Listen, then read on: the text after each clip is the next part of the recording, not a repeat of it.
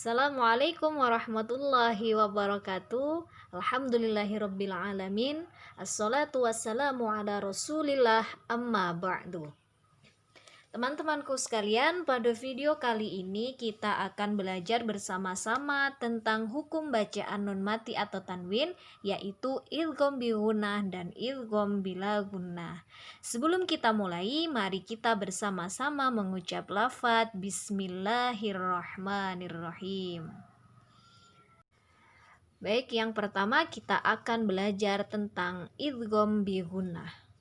Menurut bahasa, idgham artinya meleburkan ataupun memasukkan atau bisa juga dikatakan dengan mentasjidkan.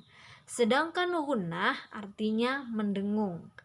Dan menurut istilah, artinya jika terdapat nun mati atau tanwin bertemu dengan salah satu huruf idgham, huruf nun mati dileburkan dan didengungkan. Jadi setiap ada nun mati atau tanwin bertemu dengan salah satu huruf idgham bila gunnah ini, membacanya harus diidghamkan ataupun dimasukkan disertai dengan gunnah ataupun dengan dengung. Nah, apa saja huruf dari idgham bi gunnah? Huruf idgham bi gunnah ada 4. Yang pertama yaitu ya, yang kedua nun, yang ketiga mim, dan yang keempat waw, atau bisa kita singkat dengan yanmu. Nah, di situ sudah terdapat contoh bacaan idgham bi gunnah baik dari tanwin ataupun dari nun mati. Contoh yang pertama bisa kita lihat syarriyarah. Nah, jadi kita membacanya dimasukkan juga menggunakan dengung ataupun digunnahkan. Oke, kita ulang sekali lagi. Sarriyarah. Di situ ada ciri-cirinya. Ada fathah tanwin bertemu dengan huruf ya. Ya, fathah tanwin bertemu dengan huruf ya. Itu dinamakan dengan idgham bi gunnah. Contoh yang kedua, amilatun nasibah. Contoh yang ketiga, ghisyawatu walahum. Nah, di situ di huruf waw tidak ada tasjidnya, tetapi di contoh yang kedua dan contoh yang ketiga huruf ya dan nun ada tasjidnya. Kenapa seperti itu? Karena memang di setiap hukum bacaan di Al-Quran itu tidak semua idgham bi gunnah itu dijelaskan dengan ada tasjidnya. Kadang memang tidak ada tasjidnya. Jadi karena kita sudah belajar, jadinya kita harus tahu bahwa itu adalah hukum bacaan idgham bi gunnah. Kenapa seperti itu? Karena sudah memenuhi syarat adanya nun mati atau tanwin bertemu dengan huruf idgham bi gunnah, yaitu yanmu. Makanya bisa dikatakan dengan hukum bacaan idgham bi gunnah. Lanjut ke contoh yang keempat, kita ambil dari nun mati. Miwarai.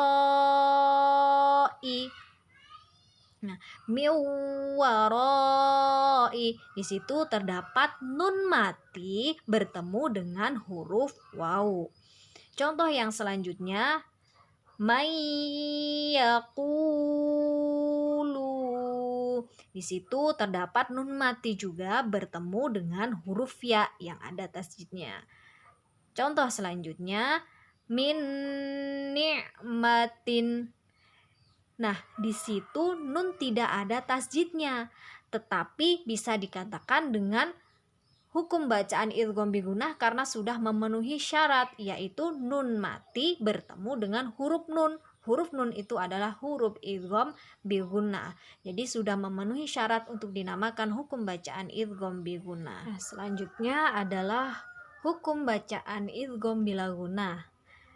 Kalau tadi idgham bi gunnah itu membacanya dimasukkan dan menggunakan gunnah, kalau bila gunnah ini tidak tanpa mendengung, jadi cukup dimasukkan ataupun dileburkan.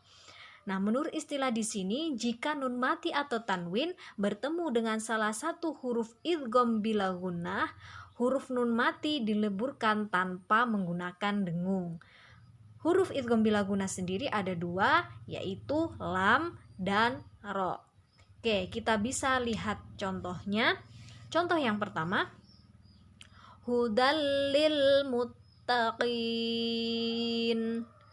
hudal lil muttaqin. Nah, di situ terdapat ciri-ciri dari idgham bila gunnah, yaitu adanya tanwin ataupun fathah tanwin bertemu dengan huruf lam. Walaupun nantinya di dalam Al-Qur'an tidak ada tanda tasjidnya, itu tetap dinamakan dengan huruf idgham bila gunnah karena sudah memenuhi syarat, yaitu tanwin bertemu dengan salah satu huruf idgham bila gunnah, lam ataupun ro. Contoh yang kedua, samaratir rizqa, samaratir rizqa. Di situ juga terdapat ciri-ciri kasroh tain ataupun kasroh tanwin bertemu dengan huruf ro. Contoh dari nun sukun ataupun nun mati, milladunka, milladunka. Di situ ada nun mati bertemu dengan huruf lam. Mir rabbihim. Nah, di situ juga terdapat nun mati bertemu dengan huruf ro.